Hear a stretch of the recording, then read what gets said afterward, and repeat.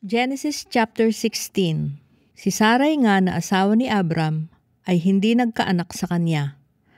At siya ay may isang alilang babae na taga-Ehipto na nagngangalang Agar. At sinabi ni Sarai kay Abram, "Narito, ngayon ako'y hinadlangan ng Panginoon na ako'y magkaanak. Ipinamamanhik ko sa iyong sumiping ka sa aking alilang babae, marahil ay magkakaanak ako sa pamamagitan niya." At dininig ni Abram ang sabi ni Sarai. At kinuha ni Sarai na asawa ni Abram si Agar na taga-Ehipto na kanyang alila pagkaraan ng 10 taon na makatahan si Abram sa lupain ng Kanaan, at ibinigay kay Abram na kaniyang asawa upang maging asawa niya. At siya ay sumiping kay Agar at naglihi, at nang makita niyang siya ay naglihi, ay niwalang halaga niya ang kanyang Panginoong babae sa kanyang paningin. At sinabi ni Sarai kay Abram, "Ang aking pagkaapi ay sumaiyo. Idinulot ko ang aking alila sa iyong sinapupunan, at nang makita niyang siya ay naglihi, ay niwalan akong kabuluhan sa kanyang paningin. Ang Panginoon ang humatol sa akin at sa iyo." Datapot sinabi ni Abram kay Sarai, "Narito, ang iyong alila ay nasa iyong kamay.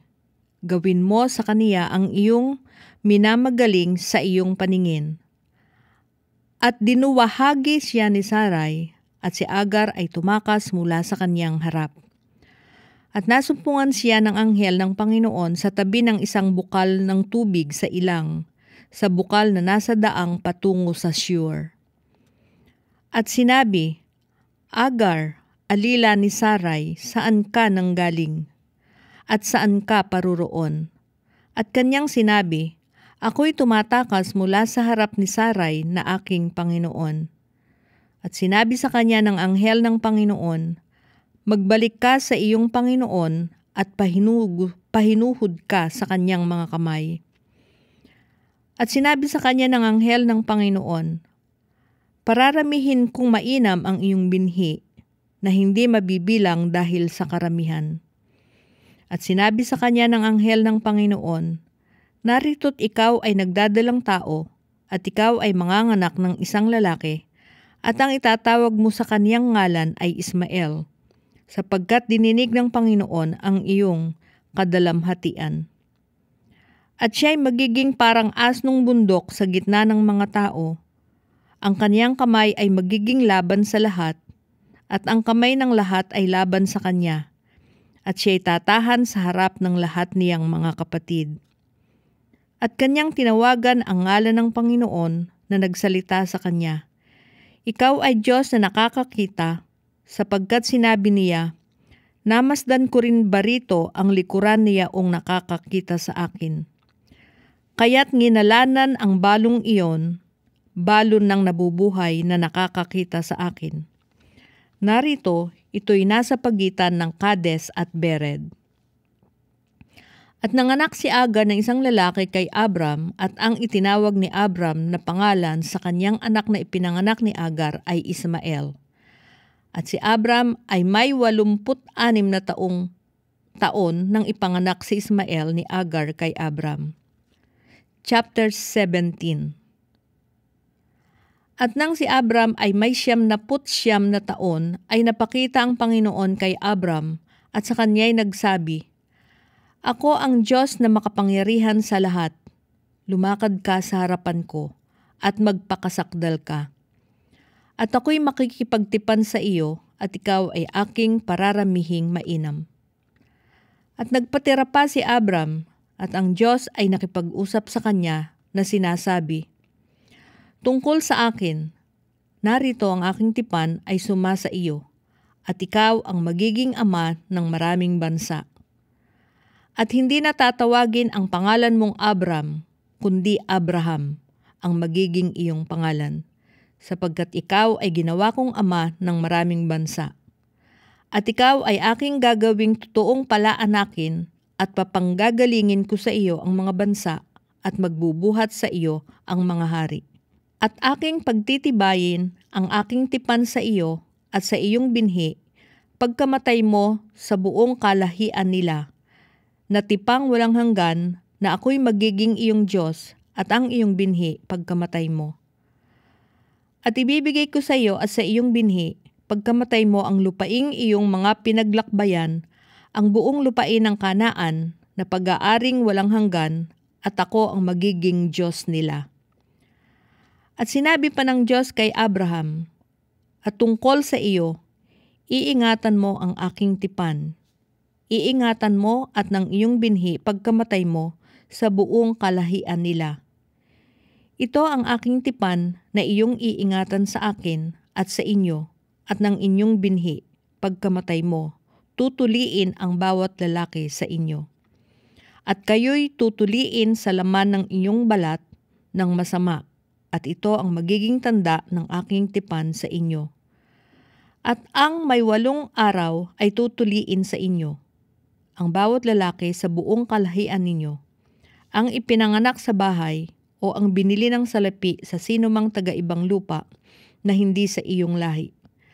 Ang ipinanganak sa bahay at ang binili ng iyong salapi ay dapat tuliin, at ang aking tipan ay sa iyong laman na pinakatipang walang hanggan.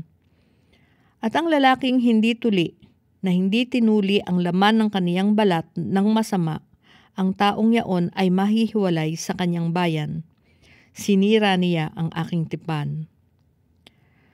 At sinabi ng Diyos kay Abraham, tungkol kay Saray na iyong asawa, ay huwag mo nang tatawagin ang kanyang pangalang Saray, kundi Sara, ang magiging kanyang pangalan. At akin siyang pagpapalain, at saka sa kanya'y bibigyan kita ng anak. Oo, siya'y aking pagpapalain at magiging ina ng mga bansa. Ang mga hari ng mga bayan ay magmumula sa kanya.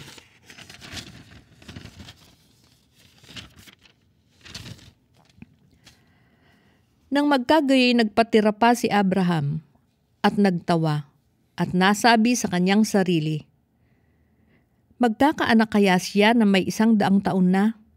At manganak pa kaya si Sara na may 90 taon na?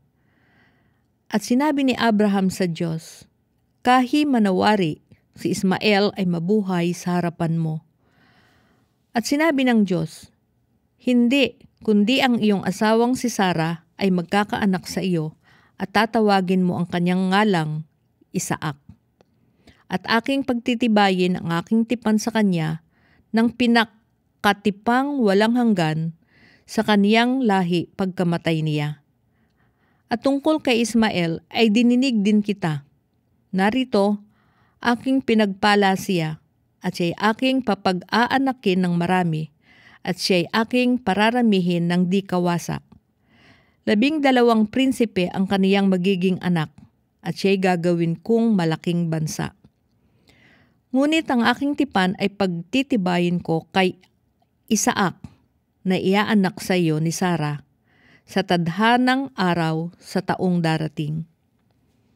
At nang matapos na makipag-usap sa kanya, ay napaitaas ang Diyos mula sa piling ni Abraham. At ipinagsama ni Abraham si Ismael na kaniyang anak, at ang lahat na ipinanganak sa kaniyang bahay, at ang lahat ng binili niya ng kaniyang salapi, ang lahat ng lalaki sa mga lalaking kasambahay ni Abraham, at tinuli ang laman ng kanilang balat ng masama ng araw ding yaon ayon sa sinabi ng Diyos sa kanya. At si Abraham ay may 99 na taon nang tuliin ang laman ng kanyang balat ng masama. At si Ismael ay may 13 taon nang tuliin ang laman ng kanyang balat ng masama. Nang araw ding yaon, tinuli si Abraham at si Ismael na kanyang anak. At lahat ng lalaking kasangbahay niya, maging ang mga ipinanganak sa bahay at ang mga binili ng salapi sa taga-ibang lupain ay pinagtuling kasama niya. Chapter 18. At napakita ang Panginoon sa kanya sa mga punong ensina ni Mamre, habang siya'y nakaupo sa pintuan ng tolda ng kainitan ng araw. At itiningin ang kanyang mga mata at nagmalas. At narito 3 lalaki ay nakatayo sa tabi niya At pagkakita niya sa kanila ay tanakbo niya upang sila'y salubungin mula sa pintuan ng tolda at yumukod siya sa lupa. At nagsabi, Panginoon ko, kung ngayoy nakasumpong ako ng biyaya sa iyong paningin, ay pinamamanhik ko sa iyo na huwag mong lagpasan ang iyong lingkod. Itulot mong dalhan kayo rito ng kaunting tubig at maghugas kayo ng inyong mga paa at mangagpahinga kayo sa lilim ng kahoy.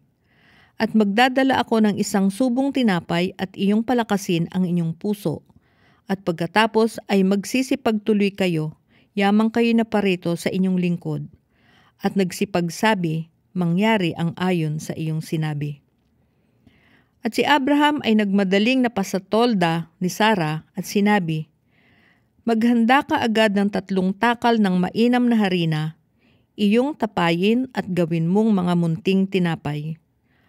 At tumakbo si Abraham sa bakahan at nagdala ng isang bata at mabuting guya, at ibinigay sa alipin at siya'y nagmadali upang lutuin. At siya'y kumuha ng mantikilya at ng gatas at ng guyang niluto niya, at inihain sa harapan nila, at siya'y tumayo sa siping nila sa ililim ng punong kahoy at sila'y nagsikain. At sinabi niya sa kanya, Saan naroon si Sarah na iyong asawa? At sinabi niya, Narito, nasa tolda. At sinabi niya, Walang salang di ako babalik sa iyo sa ganitong panahon, ng taong darating at narito, si Sarah na iyong asawa ay magkakaanak ng isang lalaki.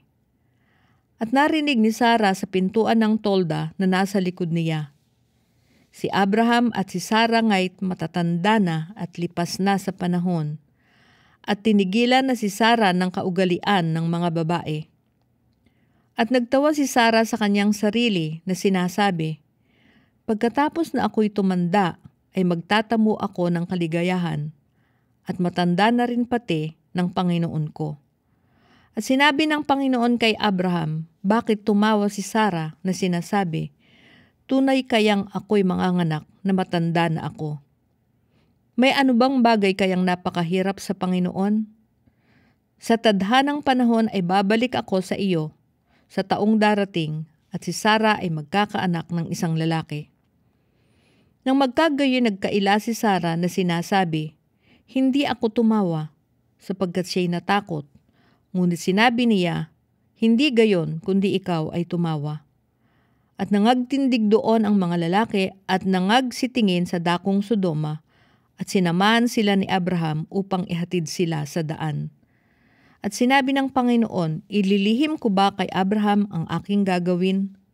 Dangang si Abraham ay tunay na magiging isang bansang malaki at matibay, at pagpapalain sa kanya ang lahat ng bansa sa lupa. Sapagkat siya ay aking kinilala, upang siya ay mag-utos sa kanyang mga anak at sa kanyang sangbahayan pagkamatay niya, na maingatan nila ang daan ng Panginoon, na gumawa ng kabanalan at kahatulan upang padatnin ng Panginoon kay Abraham ang kanyang ipinangako tungkol sa kanya. At sinabi ng Panginoon, sapagkat ang sigaw ng Sodoma at Gomora ay malakas, at sapagkat ang kasalanan nila ay napakalubha, ay bababa ako ngayon at titingnan ko kung ginawa nga ang ayon sa sigaw na dumarating hanggang sa akin, at kung hindi ay aking malalaman. At ang mga lalaki ay nagsilayo roon at nagsitungo sa Sodoma, datapot si Abraham ay nakatayo pa sa harapan ng Panginoon. At lumapit si Abraham at nagsabi, Ang mga banal ba ay yung lilipuling kasama ng mga masama? Kung sakaling may 50 banal sa loob ng bayan, lilipulin mo ba? At di mo ba patatawarin ang dakong yaon alang-alang sa 50 banal na nasa loob niyaon? Malayo nawa sa iyo ang paggawa ng ganito, na ang banal ay iyong patayin kasama ng masama. Anupat ang banal ay mapara sa malayo. Malayo nawa ito sa iyo, di ba gagawa ng matuwid ang hukom ng buong lupa? At sinabi ng Panginoon, kung makasumpong ako sa Sodoma ng 50 banal sa loob ng bayan, patatawarin ko ang buong dakong yaon alang-alang sa kanila. At sumagot si Abraham at nagsabi, "Narito, ngayon nangahas akong magsalita sa Panginoon, akong alabok at abo lamang. Kung sakaling magkukulang ng 5 sa 50 banal, lilipulin mo ba dahil sa 5 kulang ang buong bayan?" At sinabi niya, "Hindi ko lilipulin kung makasumpong ako roon ng 45. At siya'y muling nagsalita pa sa kanya at nagsabi, "Marahil ay may masusumpungang 40." At sinabi niya, "Hindi ko gagawin alang-alang sa 40." At sinabi niya, "O, huwag magalit ang Panginoon at ako'y magsasalita. Kung sakaling may masusumpungan doong 30." At sinabi niya, "Hindi ko gagawin kung makakasumpong ako roon ng 30." At kanyang sinabi, "Narito, ngayon ako'y nangahas na magsalita sa Panginoon. Kung sakaling may masusumpungan doong 20." At sinabi niya, "Hindi ko lilipulin alang-alang sa 20." At sinabi niya, "O, huwag magalit ang Panginoon at magsasalita na lamang akong minsan. Kung sakaling may masusumpungan doong 10." At sinabi niya, "Hindi ko lilipulin alang-alang sa 10." At ang Panginoon ay nagpatuloy pagkatapos na makipag-usap kay Abraham, at si Abraham ay nagbalik sa kanyang dako. Chapter 19.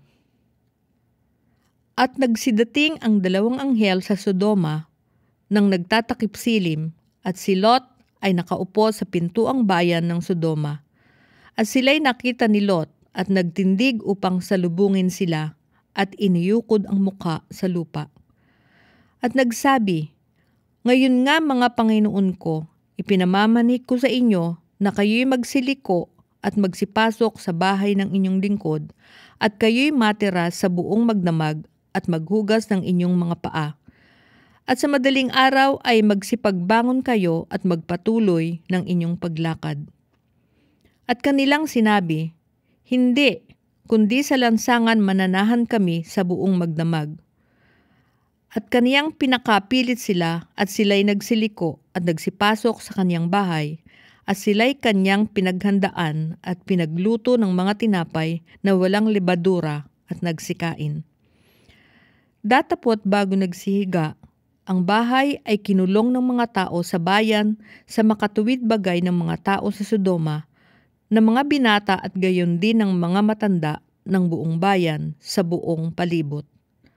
At kanilang tinawagan si Lot at sinabi sa kanya, "Saan na nga roon ang mga lalaking dumating sa iyo ng gabing ito? Ilabas mo sila sa amin upang kilalanin namin sila." At nilabas sila ni Lot sa pintuan at isinara ang pinto sa likuran niya. At sinabi niya, "Ipinamamanhik ko sa inyo, mga kapatid ko, na huwag kayong gumawa ng ganyang kasamaan. Narito, ngayon may 2 kong anak na babae na hindi nakakilala ng lalaki. Ipinamamanhik ko sa inyo na sila'y aking ilalabas sa inyo at gawin ninyo sa kanila ang magalingin ninyo sa inyong paningin. Huwag lamang ninyong gawa ng anuman ang mga lalaking ito, yamang sila'y nangasa silong ng aking bubungan." At sinabi nila, "Umurong ka." At sinabi pa nila, "Ang taong ito'y naparito upang makipamayan at ibig niyang maging hukom. Ngayon nga'y gagawan ka namin ng lalong masama kaysa kanila." At kanilang ipinagtulakan ang lalaking si Lot at nagsilapit upang sirain ang pintuan. Datapwat iniunat ng mga lalaki ang kanilang kamay at binatak si Lot sa loob ng bahay at kanilang sinarhan ang pintuan. At ang mga taong nangasa pintuan ng bahay ay mga pinagbulag nila. Ang muntit malaki, anupat sila'y nangayamot sa paghahanap ng pintuan. At sinabi ng mga lalaki kay Lot, "Mayroon ka pa ritong kamag-anakan? Ang iyong mga manugang at ang iyong mga anak na lalaki at babae at ang lahat ng iyong tinatangkilik sa bayan ay pag-aalis mo sa dakong ito. Sapagkat aming lilipulin ang dakong ito dahil sa napakalakas ang kanilang sigaw sa harap ng Panginoon, at kami ay sinugo ng Panginoon upang aming lipulin." At si Lot ay lumabas at pinagsabihan niya ang kanyang mga manugang na nag-asawa sa kanyang mga anak na babae at sinabi, "Magtindig kayo, magsialis kayo sa dakong ito sapagkat gugunawin ng Panginoon ang bayan." Datapwat ang akala ng kanyang mga manugang ay nagbibiro siya. At nang umumaga ay pinapagmadali ng mga anghel si Lot na sinasabi, "Magbangon ka, pagsama mo ang iyong asawa at ang iyong 2 anak na babae na narito. Baka pati ikaw ay madamay sa parusa sa bayan."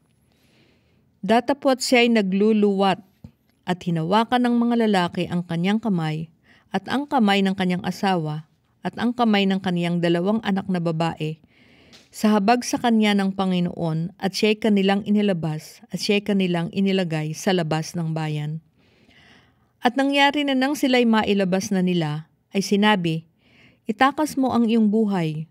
Huwag kang lumingon o mihintuman sa buong kapatagan. Tumakas ka hanggang sa bundok. Baka ikaw ay mamatay." At sinabi sa kanila ni Lot, "Huwag ganyan, Panginoon ko. Narito, ngayon ang lingkod mo ay nakasumpong ng biyaya sa iyong paningin at pinakalaki mo ang iyong awang ipinakita sa akin sa pagliligtas ng aking buhay at ako'y di makatataka sa bundok, baka ako'y abutan ng sama at ako'y mamatay.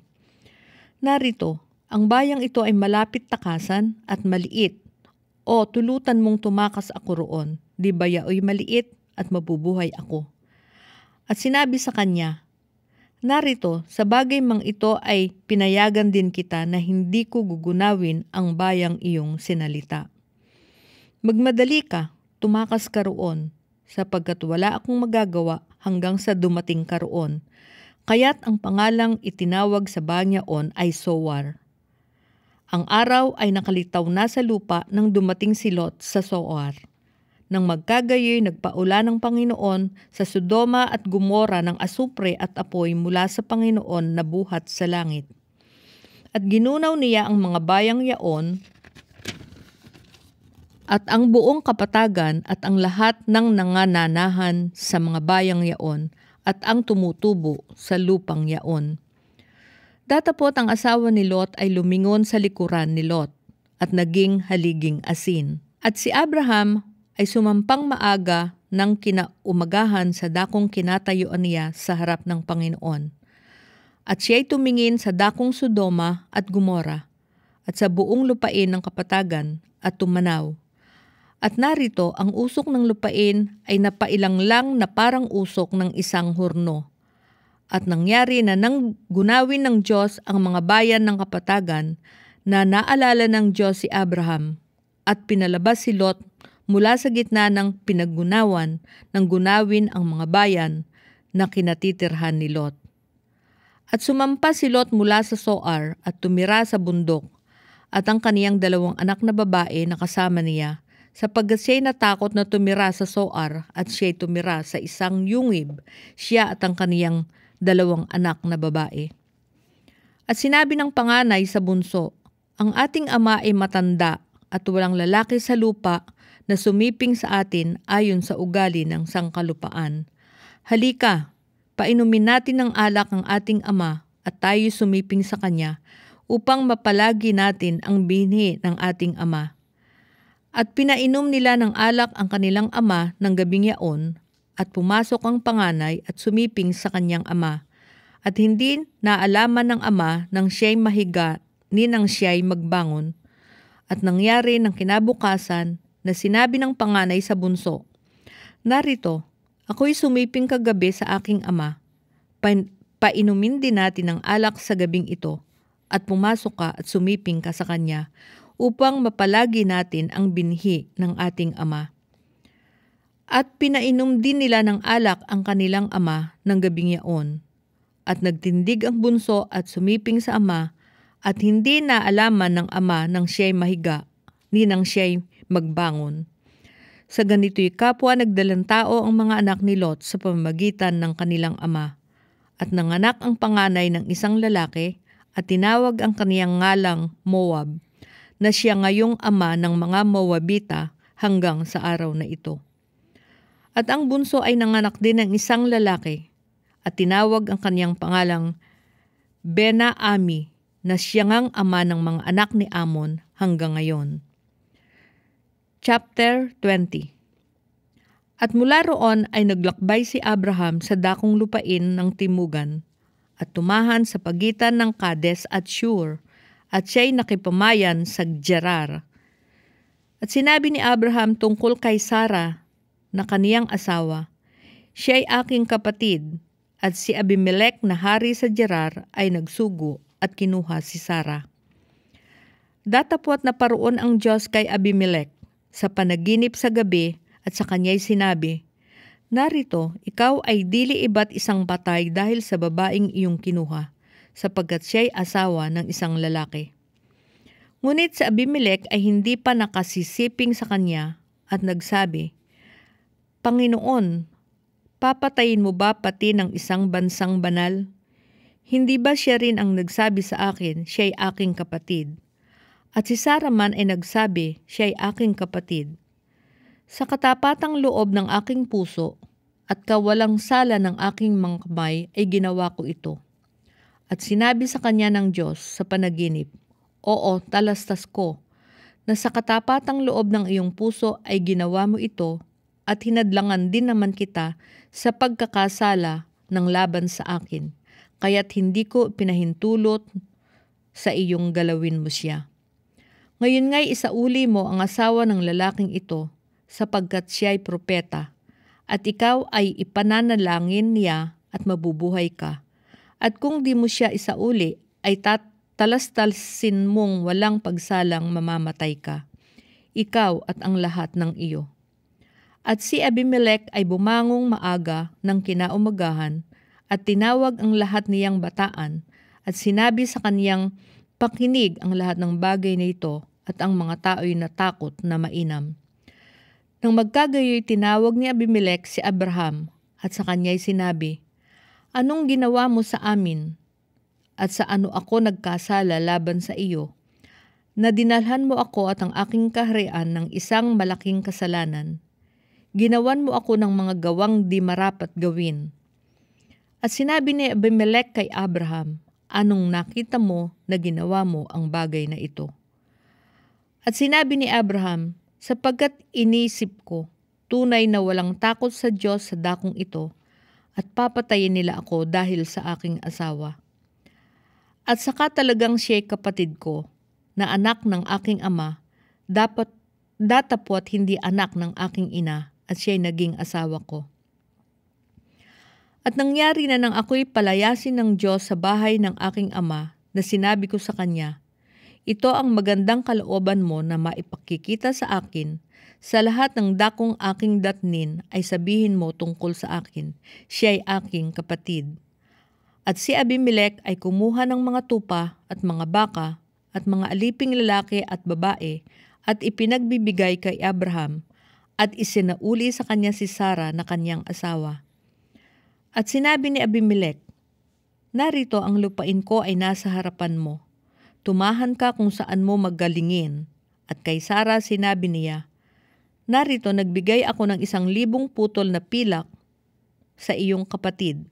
Narito, ito'y sa iyo'y piring sa mga mata ng lahat ng kasama mo, at sa harap ng lahat ay nagbagong puri ka.' At nanalangin si Abraham sa Diyos, at pinagaling ng Diyos si Abimelech at ang kanyang asawa at ang kanyang mga aliping babae, na anupat nagkaanak sila, sapagkat sinarahang lubos ng Panginoon ang lahat ng bahay bata sa bahay ni Abimelech dahil kay Sara na asawa ni Abraham.